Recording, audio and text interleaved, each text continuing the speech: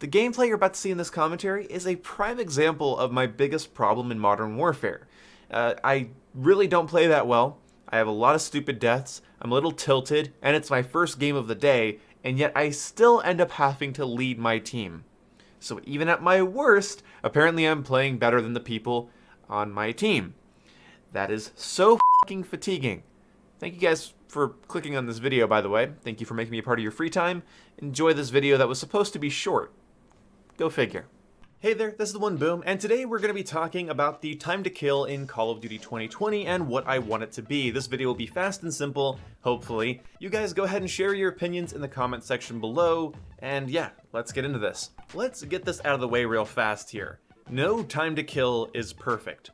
High or low headshot multipliers have pros and cons, fast and slow, pros and cons, and then on top of that there are things that go into time to kill that have nothing to do with damage. So Modern Warfare in core mode is a very, very fast time to kill. Many guns... Alright, that sound was some fireworks that were going off. It's the 18th as I'm recording this, so that's not at all annoying. Either way, Modern Warfare has a very fast time to kill. Many guns killing in 2 to 5 shots with high RPM, low recoil, pretty solid ease of use really. Let me tell you my rule of thumb. If a game has a longer time to kill, less recoil overall should be applied to the weapons. The faster the time to kill, I want more recoil on the weapons so that they're harder to control, but the bullets that do land are very lethal. I feel like Modern Warfare has a problem of the weapons not having a ton of recoil, firing very fast, and killing very fast along with that, so yeah, it's sort of hard to balance perfectly. I liked Black Ops 4's longer time to kill, except when it came to weapons that kill in one shot. Shotguns still have to kill in one shot, so do sniper rifles, and it doesn't really work in a game where my assault rifle needs 5 to 6 shots, but your sniper needs 1. Combine that with the smooth and intuitive gunplay in Call of Duty, it doesn't really work. Also, the fact that there's a created class system, snipers and shotguns aren't power weapons like they are in Halo that have to be fought over, you can just have them all the time. So, longer time to kills in Call of Duty games I feel like should dramatically change the meta. In fact, here's my sort of hot take. If Call of Duty 2020 goes for 150 health and has a overall longer time to kill similar to Black Ops 4, snipers should only be one-shot kills at point-blank range and to headshots. The only shotguns you should be able to put on your class, if any, should be shotguns that require more than one shot to kill, so, semi-automatic, more spammable ones that'll take 2 or 3 shots to kill but have the ease of use of being, sprayable and, many pellets. You get how shotguns work.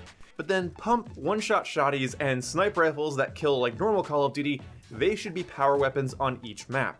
Shotguns and sniper rifles being power weapons would be an interesting dynamic for a COD game. You can still use shotguns and snipers with the created class, but they require headshots, or they require multiple shots. Also, I think melee combat in a longer time to kill Call of Duty game should only be one hit from the back. That way, people don't have those engagements where they need to land 4 shots into your chest in close quarters, and you just run through those bullets and knife people. A problem I had extensively in Black Ops 4, it warranted 2 different rant videos that I did, because if I was using a weapon that fired sort of slowly, I really would just have no chance against somebody up close, so I started running shotguns more often just because of how many melee users there were. Also, a problem with melee users was that there was also unlimited sprint, so unlimited sprint plus a longer time to kill made meleeing people obviously a lot of fun because it constantly happened. Consistently, constantly, all the time happened. Roughly every game, towards the middle of that game's life cycle when I stopped playing, there was a melee user and they consistently frustrated me unless I was using a kit that was designed to piss them off.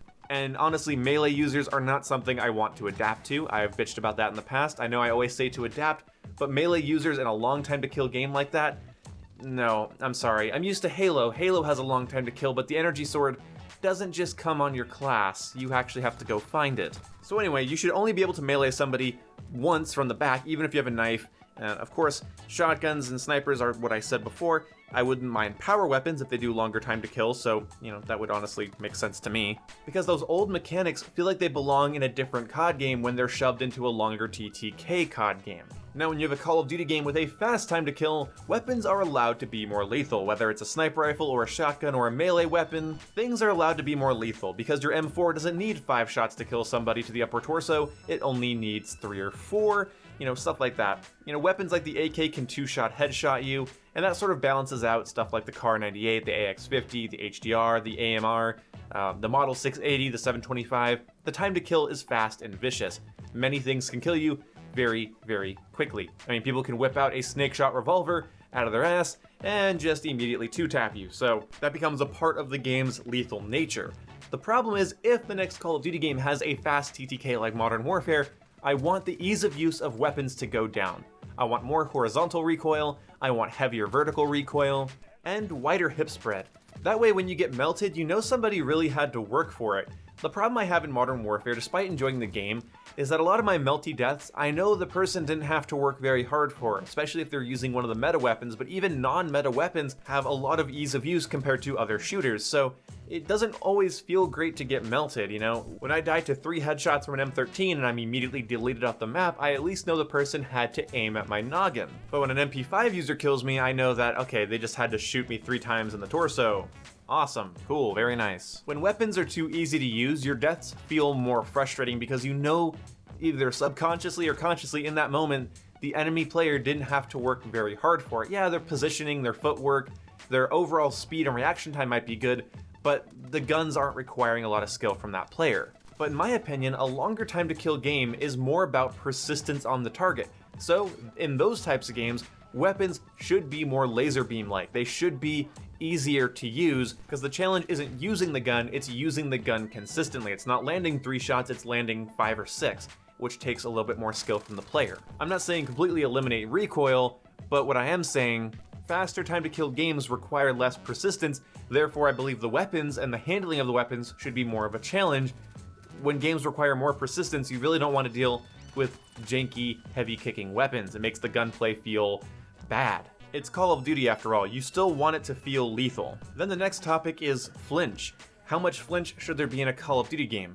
Now, if the flinch is too high, people are just gonna head glitch and they're not gonna be aggressive because they're scared of getting shot. But in my opinion, if the flinch is too low, getting shot at all means that you're likely going to die, and that person has a lot less to worry about. Basically, if somebody starts shooting you, you turn around and start shooting them, you really can't throw them off target, so you're likely going to lose if you are shot first. It takes away a lot of the back and forth inside of a gunfight, and so in a longer TTK game especially, I believe they should implement a feature that's sort of weird. I don't really know if I fully agree with this, but I like the idea on paper. I think flinch should be very, very low in Call of Duty unless you're shot in the head. Getting shot in the head, I think, should send your sight up a little bit higher, which could potentially give you a headshot, but it also could potentially throw you off of getting your headshot. It's Call of Duty. If you're getting shot and you have time to turn around and shoot at somebody, likely you're not going to win the gunfight, but I think it would add an interesting dynamic is if you're getting shot, let's say in the back, and you turn around and you shoot the person shooting you in the head, and then they miss because you landed that precision headshot while you're getting shot,